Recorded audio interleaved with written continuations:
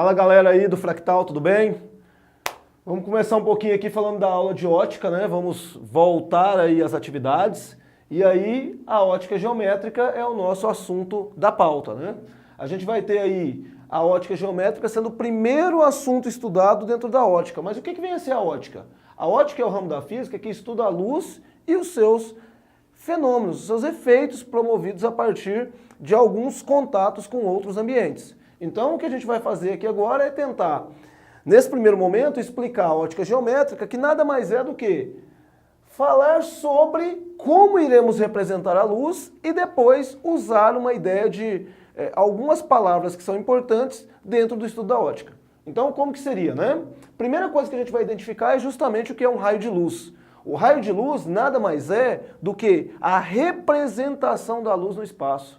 Então, como é que eu vou fazer essa representação? Ora, eu vou ter que representar geometricamente a luz. E essa representação, vem para cá, ó, é justamente a partir de umas retas que são orientadas. Então ela vai dar a direção e o sentido de propagação da luz. A ideia básica é a seguinte: se eu tenho uma fonte e essa fonte ilumina, ela ilumina a partir do lançamento desses raios luminosos em todas as partes do ambiente. Olha só, eu tenho aqui então, qualquer um desses raios que eu pego aqui, se eu pego esse raio aqui, por exemplo, para poder analisar, ele seria um raio que me dá a orientação da direção e do sentido da propagação da luz no ambiente. E aí já fica uma primeira informação que é importante. O raio de luz, ele sempre se propaga em linha reta pelo ambiente. Então, cada um desses raios aqui, eles vão ser emitidos e vão se propagar de modo retilíneo pelo seu espaço iluminado. Bom, qual que seria o caminho da luz, né? Ela vai partir sempre de uma fonte, daí ela vai ser conduzida a partir do raio de luz e vai iluminar um objeto. Então, é interessante que a gente estude tanto os tipos de fonte, como o que seria a luz, como a parte do objeto. Então, a gente vai primeiro falar como que funciona o conjunto desses raios luminosos, ou seja, o conjunto dos raios de luz. Esse conjunto ele é chamado de feixe, então nós temos os feixes de raios luminosos. Quem são esses feixes? A gente pode ter três tipos. Você tem os feixes de raios paralelos, que eles são lançados paralelamente. Você tem os feixes de raios divergentes, de onde, de um ponto P qualquer, você vai enviar esses raios para todos os locais do ambiente. E você tem os raios que são convergentes, são aqueles de onde você emite os raios de outras fontes distintas e eles vão tocar num único ponto. Então, feixes de raios paralelos, feixes de raios divergentes e feixes de raios convergentes. Já as fontes, elas são as produtoras da luz. Como é que vai ser isso, na verdade, né? A gente pode classificar as fontes de acordo com a sua natureza. Você tem fontes que são primárias e fontes que são fontes secundárias. Quem são as fontes primárias? As fontes primárias são aquelas que são capazes de produzir sua própria luz. A gente tem também um outro linguajar onde a gente fala de corpos luminosos. Então, fonte primária e corpo luminoso, nós estamos tratando do mesmo assunto. E você tem as fontes secundárias, que são aquelas que vão reemitir a luz a partir de uma fonte primária. Ou seja, vamos pensar aqui no melhor exemplo, o Sol seria uma fonte primária. O Sol ilumina a Lua, que acaba iluminando a Terra. Então, nesse caso, a Lua seria uma fonte do tipo secundária, porque ela recebe a luz da fonte primária Sol e vai reemitir essa luz a partir do momento que toca a sua superfície. Então, a Lua seria uma fonte do tipo secundário. Nesse caso, a gente pode dizer também que a Lua seria um corpo iluminado. Tudo bem? Continuando aqui, além da natureza, a gente pode classificar também a fonte com relação às suas dimensões. Elas podem ser ditas pontiformes, se o tamanho dela é irrelevante considerando o ambiente total, ou uma fonte extensa. As fontes extensas são aquelas onde você tem o tamanho dela sendo razoavelmente considerável com relação ao ambiente de análise. Então, se você pega uma luminária de uma sala de aula, por exemplo, essa luminária ela vai ser um corpo extenso, porque o tamanho dela é considerável com relação ao ambiente. Se eu olho para o céu e vejo o Sol também seria uma fonte extensa, porque o tamanho dele é bastante razoável com relação ao tamanho da Terra vista daqui. Se você pega uma fonte pontiforme, você pode pensar numa estrela. Ah, professor, mas a estrela O Sol é uma estrela. Então como que pode ser isso? Eu vou te dizer o seguinte, que o Sol, pela proximidade, o nosso Sol, pela proximidade, ele acaba sendo uma fonte extensa. Mas uma estrela que está muito distante, ela acaba sendo uma fonte do tipo pontiforme. Então, é relativo isso, né? Depende do seu referencial para poder dizer se uma fonte é extensa ou se uma fonte é do tipo pontiforme. E aí a gente pode também classificar a questão dos corpos, porque como eu disse, a gente tem a fonte e tem um objeto, e a luz aqui no meio. Então, se eu pego para poder falar do objeto, quem seria o nosso objeto? Seriam os nossos tipos de corpos ou os tipos de meios, tá? Quem que seria um meio ou um corpo transparente? É aquele que vai permitir a passagem da luz sem distorcer esses raios luminosos durante o processo. Ou seja, eu vou conseguir fazer com que esse raio de luz passe de um meio para o outro sem que haja uma distorção dos raios. Então eu vou formar uma imagem nítida dos objetos que estão propostos do outro lado. Então eu, com meu olhão aqui, ó, a luz vem, bate no objeto que está aqui e é refletida, e aí ela sofre até um certo desvio. Mas eu vou enxergar esse objeto que está do lado de cá muito bem com relação aos raios que estão organizados do lado de cá. Então, o que seria um corpo transparente? É aquele que permite a passagem da luz e forma uma imagem nítida do objeto. O que seria um corpo translúcido? Um corpo translúcido é aquele que também vai permitir a passagem da luz, só que com um detalhe, olha só o que ele faz, ele distorce os raios luminosos.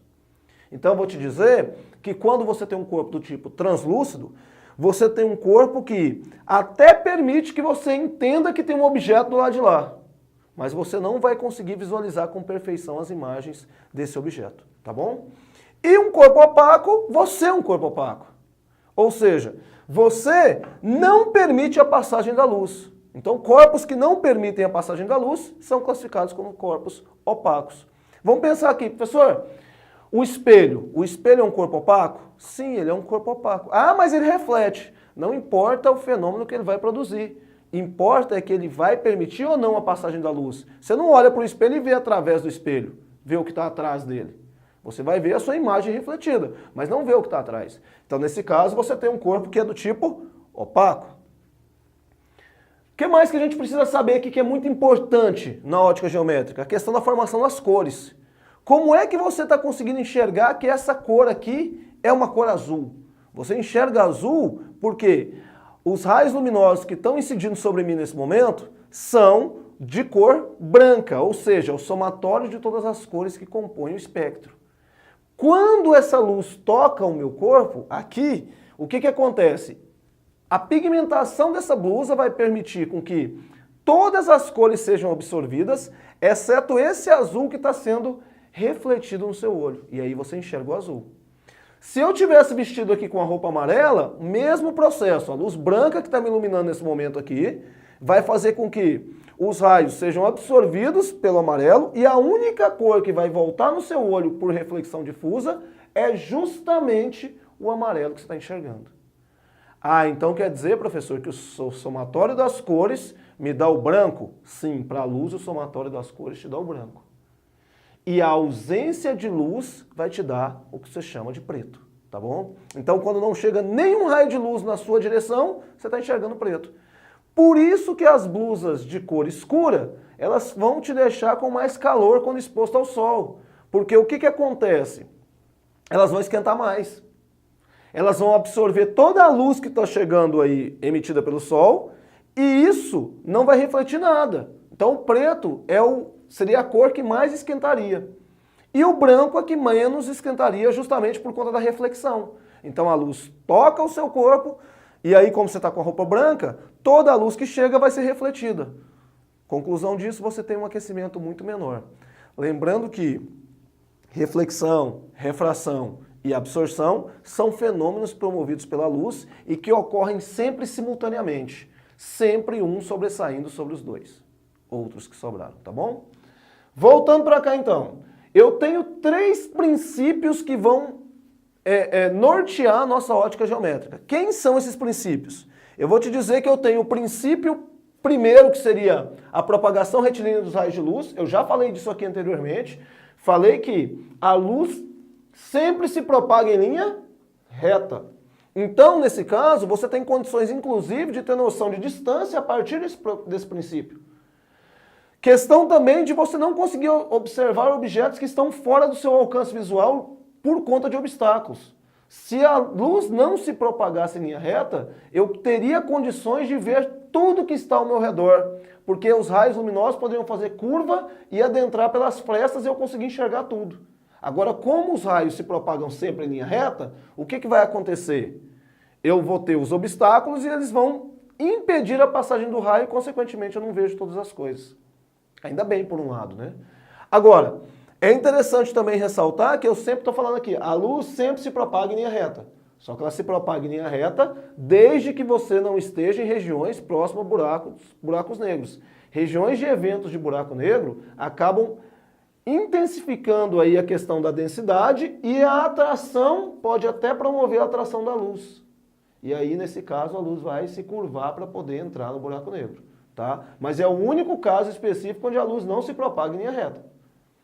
Aí, o que a gente precisa aqui deixar bem claro? Que pelo princípio da propagação retilínea dos raios de luz, nós temos a situação de criar sombras, os eclipses e também falar da câmara escura de orifício, que seria a nossa primeira ideia de câmera fotográfica aí na humanidade.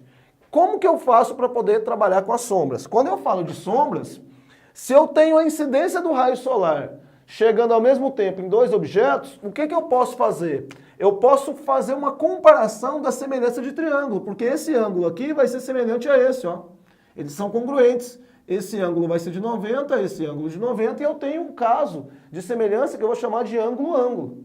Nesse caso de semelhança, eu posso dizer que o Hzinho está para o Szinho, assim como o meu Hzão está para o meu Szão. Então, eu posso criar uma semelhança para poder medir a altura de objetos a partir do tamanho de suas sombras projetadas. É uma ideia boa para a gente poder trabalhar. Outra boa ideia que a gente tem é da explicação do tal do eclipse. Como que o eclipse pode acontecer? Eu posso ter eclipse tanto solar quanto lunar. O solar é o eclipse que acontece durante o dia, bem óbvio, né? Mas ele acontece por quê? Porque a Lua, ela acaba passando entre o Sol e a Terra no momento em que o Sol está incidindo essa luz. E aí o que acontece é que a Lua acaba projetando uma sombra sobre a Terra. E essa sombra vai ocasionar o que a gente chama de eclipse. Então o eclipse solar acontece durante o dia, o Sol é a nossa fonte, a Lua é o nosso obstáculo e a Terra é o nosso anteparo. O anteparo é o objeto que vai receber a projeção da sombra. Você tem também o eclipse lunar. Quem que é o eclipse lunar? É aquele que acontece somente durante a noite. Bem óbvio também, né, professor? Só que tem um detalhe, além de ser à noite, ele sempre acontece em fase de lua cheia. Então você nunca vai ter um eclipse que seja em lua minguante, ou quarto crescente, ou nova. Você só tem eclipse acontecendo, eclipse lunar, quando a lua for cheia. E aí você tem que o Sol é novamente a sua fonte, a Terra é o seu anteparo nesse momento, e a Lua, a Terra é o obstáculo, e a Lua é o seu anteparo. E a câmara escura de orifício, ela vai projetar uma imagem sempre invertida dentro da câmera, com um detalhe, né? Quando você fala da câmara escura de orifício, você também cria uma situação de semelhança de triângulo. Então, nesse caso aí, o que vai acontecer é que a gente também tem condições de criar uma semelhança a partir desses dois triângulos, o maior e o menor. Então, I sobre O é igual a Dzão sobre Dzinho. Para concluir a ideia, a gente tem o segundo princípio, que fala da reversibilidade dos raios luminosos, onde o caminho de ida do raio é igual ao caminho de volta, e o terceiro princípio, que é a independência dos raios luminosos, onde você tem que raios que podem se cruzar sem que um não interfira no caminho do outro. Galera, agora é pegar a lista e fazer exercício para a gente poder sair muito bem nessa prova. Questão número 9. Um observador nota que um edifício projeta no solo uma sombra de 40 metros de comprimento no instante em que uma haste vertical de 50 centímetros de altura projeta no solo uma sombra de comprimento 0,8 metros. Determine a altura do edifício. Bom, então a ideia é a seguinte. Nós temos aqui o exercício já tirado aqui, né? Temos a informação de que o prédio de altura H desconhecida tem uma sombra projetada de 40 metros aqui no solo. Enquanto que uma haste de 50 centímetros está projetando uma sombra de 0,8 metros. Primeiro cuidado que você tem que ter, metro, metro, centímetro. Então você já tem que ficar esperto com isso, que ele já colocou para te fazer errar. Então, duas opções. A primeira, transforma isso aqui em centímetros, isso aqui em centímetros, acha a altura em centímetros e depois volta para metro. Ou então já transforma esse aqui, que é o único que está em centímetros, para metro e já calcula tudo em metros. Eu vou preferir a segunda opção, mas aí fica a seu critério, tá? Eu vou pegar esses 50 centímetros aqui e vou escrever ele como 0,5 metros. Bom, dito isso, agora eu acho que para terminar o exercício não é muito complicado, né? Porque a gente sabe que o Hzão está para o Szão, assim como o meu Hzinho está para o meu Szinho. E aí é só substituir os valores. Quem são os valores? O Hzão eu estou procurando. O Szão meu, ele vai ser 40 metros. O meu Hzinho, ele vai ser de 0,5, que é o tamanho da haste. E o meu Szinho é o tamanho da sombra projetada, que é 0,8. Uma ideia boa aqui é multiplicar os dois, tanto o numerador quanto o denominador, por 10 para poder tirar a vírgula. Então eu posso ter aqui, ó, que o H está para 40, assim como se eu pego isso aqui e multiplico por 10, e esse aqui multiplico por 10, eu chego em 5 sobre 8. Aí eu posso pegar esse H e já isolar, vai ficar 5 vezes 40 dividido por 8. Só que o 40 com 8 eu posso simplificar, isso aqui dá 5. Então 5 vezes 5 daria 25 metros. Ou seja, a altura do meu prédio é de 25 metros, fazendo essa projeção de 40 metros para a sombra, ok? Vamos lá para o próximo? Questão número 10. Uma câmara escura de orifício apresenta comprimento de 20 centímetros. De uma árvore de 6 metros, obteve-se no anteparo fosco uma imagem de 30 centímetros de altura. Determine a distância da árvore até a câmera. Bem, pessoal, então o exercício 10 está aqui colocado já. A gente fez um esboço dele só para a gente poder conseguir chegar nos cálculos. E o que a gente tem aqui é o seguinte. Vale sempre ressaltar que esse raio luminoso que está aqui, ele vai inverter a imagem lá dentro da câmara escura. E aí a gente tem uma semelhança de triângulos aqui novamente, né? E desse modo a gente consegue então registrar uma regra de 3 aqui que pode ser aplicada a partir da semelhança. Ou seja, eu posso falar que o meu Dzinho está para o meu Dzão, assim como o meu I está para o O. E aí eu acho que fica fácil da gente terminar, né? Porque ele deu todas as informações necessárias. Inclusive aqui cabe uma ressalva, que é o seguinte: esse está em centímetro e esse está em centímetro. Esse está em metro. E esse é uma unidade que a gente vai procurar também em metros. Como é que eu posso fazer para resolver isso aí de forma rápida?